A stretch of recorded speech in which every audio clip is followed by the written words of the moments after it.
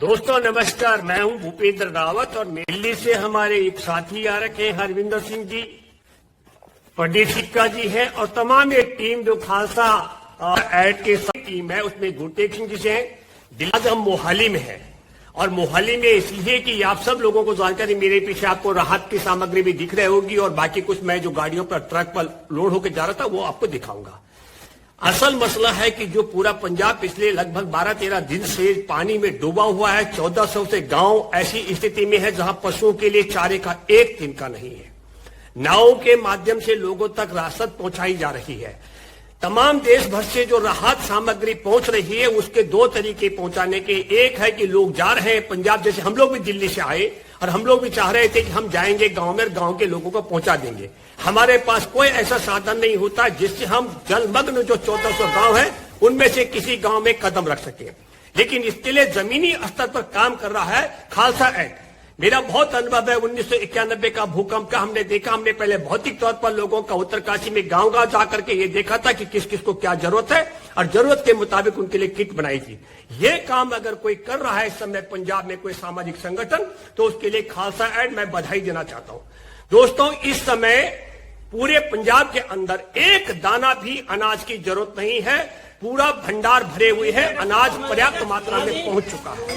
जो सबसे बड़ी जटिल समस्या है उनको थोड़ा हमें समझना पड़ेगा। एक बड़ी संख्या में लोगों के मकान जर्जर हो गए हैं, दीवारें फट चुकी हैं, लोगों के ट्रैक्टर, स्कूटर, कार और ट्यूबवेल और पीने के पानी के जो साधन है वो पूरे रेत से दफन हो चुके हैं।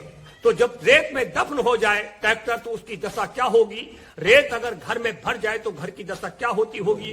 ट्यूबवेल की दशा क्या होती होगी? और इसी तरह से गाड़ियों की दशा क्या होती होगी?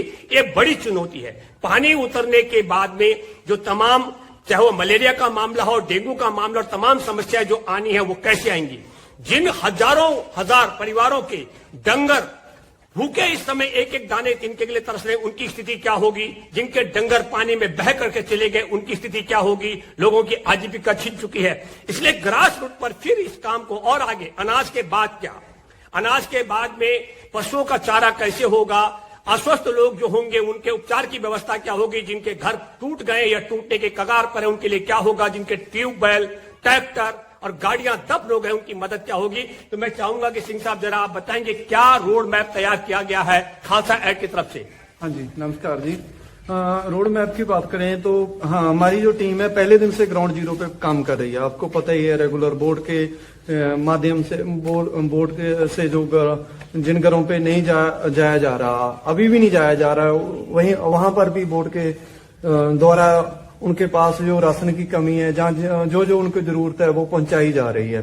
सो लगातार जैसे आपने बात की है, अभी सेकंड फेज आएगा। सेकंड फेज में बहुत ज्यादा कठिनाइयां आएंगी। अभी जैसे पहले पानी चल रहा था तो साफ पानी था, अभी वो पानी रुक गया तो उसमें बदबू आने लगी है। बदबू आने लगी है तो बीमारियां का खासा बहुत ज्यादा होगा।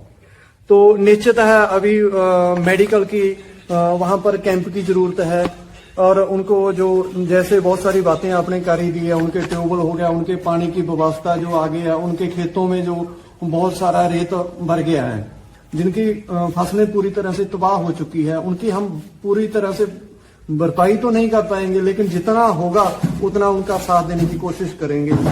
और नेक्स्ट जो अगला पड़ाव है वो बहुत ज्यादा कठिनाइयों वाला भी है, क्योंकि अभी घरों से रेत निकालना, खेतों से रेत निकालना, फिर जो बांध टूट चुके हैं उनको बांधना, ये जो अगले वाला पड़ाव होने वाला है वो आपके साथ की बहुत ज्यादा जरूरत है। वहां पर बहुत सारा जैसे ईंधन बढ़ेगा, जहां जिनके घर तबाह हो गए उनके घर बना के देने हैं, जिनके पशु रुड़ गए या जहां मर गए हैं तो उनको पशुओं का उनको व्यवस्था करनी है, उनके रोजगार की व्यवस्था करनी है, जो जो नुकसान हुआ है उनकी भरपाई करने की कोशिश करनी है। बहुत सारे आगे कठिनाई आने वाली है और आप सबके साथ के साथ खालसा एड को हर कठिनाई को खालसा एड पूरा करेगी और हर वादा को आपका जो संगतों का जो सहयोग मिल रहा है उसके जरिए खालसा एड सभी कठिनाइयों को पूरा करेगी।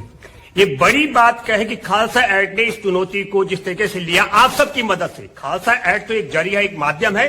देश और दुनिया से जो मदद आएगी उस मदद से लोगों के पीने के पानी के स्रोत को दोबारा से ट्यूबवेल को ठीक करने का मसला हो, उनके ट्रैक्टरों के अगर मरम्मत और दफन हो गए हैं रेत में तो निकालने की व्यवस्था हो, जो बांध टूट गए हैं पानी के उनको बनाने की व्यवस्था, और लोगों के जिनके डंगर मर चुके हैं या बह चुके हैं उनके लिए आजीविका की ओर आगे बढ़ना हो। मैं आप सब लोगों से अपील करता हूं कि खालसा ऐड का नंबर आपसे अपील करता हूं कि अपनी इच्छा से आप कुछ भी इकट्ठा करके पहुंचाने की बजाय खालसा ऐड के साथ संपर्क कर सकते हैं। और संपर्क के तौर पर मुझे लगता है एक बहुत बड़ी बात भी है, इस समय राशन के साथ साथ में लोगों के पास गैस सिलेंडर की भी दिक्कत है। खालसा ऐड बहुत कायदे से काम कर रहा है, घर घर जाकर के इनके वॉलंटियर्स ये देखते हैं कि किसके घर में सिलेंडर डूब गया या बह चुका है, उसको नया सिलेंडर उपलब्ध कराने का काम कर रहे हैं। और जिनके घरों में सिलेंडर खाली हैं उनके यहां से खाली सिलेंडर की जगह भरा हुआ सिलेंडर उनको बदले में दे रहे हैं। ये खालसा ऐड काम कर रहा है। तो मैं आप सबों से गुजारिश करता हूं, खालसा ऐड के साथ जुड़ करके आप नकदी भी अगर आप नहीं पहुंच पाते हैं तो मैं आपसे गुजारिश करता हूं जितना भी, क्योंकि पंजाब पूरे भारत के साथ ही दुनिया में खड़ा हुआ। मैं आपको एक याद दिलाता हूं कोरोना काल का, 87 देशों में हमारे देश के सिख धर्म ने पूरे 87 देशों में लंगर व्यवस्था चलाई थी जब पूरा संसार ताले में बंद था। 87 देशों के लोगों को भूख से नहीं मरने दिया।